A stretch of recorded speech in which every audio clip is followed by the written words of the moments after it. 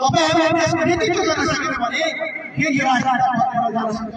यही कुरा हामी भने अहिले जे राजनीतिक सेन्टर दिएका छन् जुन शक्ति तपाईको अहिले आएका छन् हामी के भन्छौँ भने जे जनताले दिने परिणाम थियो जनताले दिने जनादेश थियो त्यसलाई स्वीकार गर्छौँ यही कुरा भने बुझिन्छौँ। तर हामीले यो पनि भनेका छौँ अहिले हाम्रो हैसियत सरकारको नेतृत्व गर्ने देशको नेतृत्व गर्ने हैसियत हामीसँग छैन। यो हैसियत हामीले दिनुभएको छैन।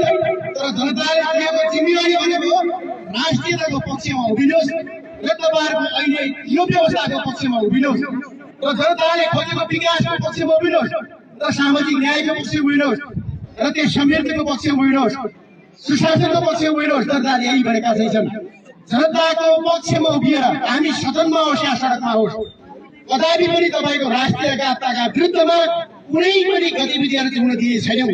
हामी सानै शक्ति भए पनि हामी सधैँ सदनमा या सडकमा हामी खबरदारी गरिरहने चाहिँ छौँ। यसमा हामी कहिले पनि हामी झुक्ने छैनौँ।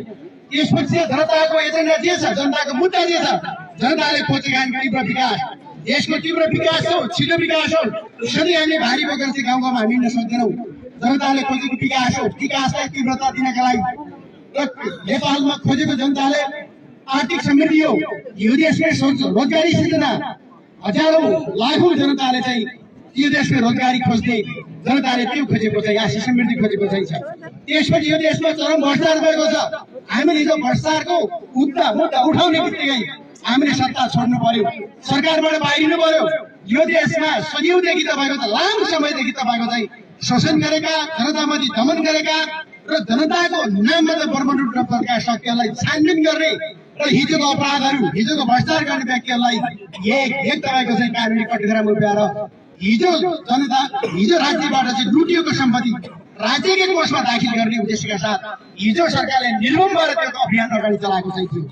जसका कारणले गर्दा यो सरकार फेरि यी विरोधी शक्तिहरूले यी भ्रष्टाचारी शक्तिहरूले तपाईँको हामीले सत्ताबाट बाहिरिएका चाहिँ थिए र अहिले पनि जसले नेतृत्व सरकारको चाहिँ गर्छ देशको नेतृत्व गरेर हामी चाहन्छौँ राष्ट्रियताको विपक्षमा उभिने पाइन हामी खबरदार गर्नेछौँ। राष्ट्रियताको मुद्दामा राष्ट्र विरोधी कुनै पनि सन्धि सम्झौताहरू हामी गर्न दिने चाहिँ छैनौँ। यो विकास फेरि जे जनताले खोजेका त्यसमा ढिला सुस्ती भयो अन्य कुनै बहानाबाजी चाहिँ भयो र फेरि पनि त्यही पुरानै चाहिँ धारा चाहिँ अपनाउन थाले भने हामी खबरदारी गर्नेछौँ। त्यो जिम्मा जनताले हामीले दिएका छन्। त्यसो हुँदा हामी सशक्त जनताको आवाजलाई लिएर जनताको मुद्दालाई लिएर जहिले पनि जनताको आवाज र जनताको मुद्दामा हामी एकताबद्ध भएर उभिने प्रतिबद्धताका साथ हामी संसदमा र सडकमा सबै ठाउँमा हामी सशक्तताले उभिने राष्ट्र र जनताको मुद्दामा हामी प्रतिबद्धता तपाईँको बीचमा व्यक्त गर्दै कालीकोट जिल्लाको समग्र विकासको हिसाब ल्याउँदै पनि पुरा भएको छैन। यो विकास चाहिँ पुरा होस् जनताले यही चाहन्छन्। कामहरू हाम्रो अधुरा छन्। फेरि पनि अहिले हामीलाई तपाईँको मतदान चाहिँ हाम्रो पार्टीले दिनुभयो र मलाई नै तपाईँको चाहिँ फेरि पनि जिताएर बढाउनु भयो।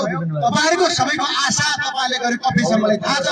तपाईँले जे आशा अपेक्षा गर्नुभएको चाहिँ त्यो अपेक्षा पुरा गर्ने मेरो प्रतिबद्धता छैन। हजारौं युवाहरू बेरोजगार छन् यसलाई रोजगारी सिर्जना कालीकोट जिल्लामा हामीले गर्नु छ। त्यसका लागि पनि हामी आवश्यक केही पूर्वाधार बनाइसकेका चाहिँ छौँ।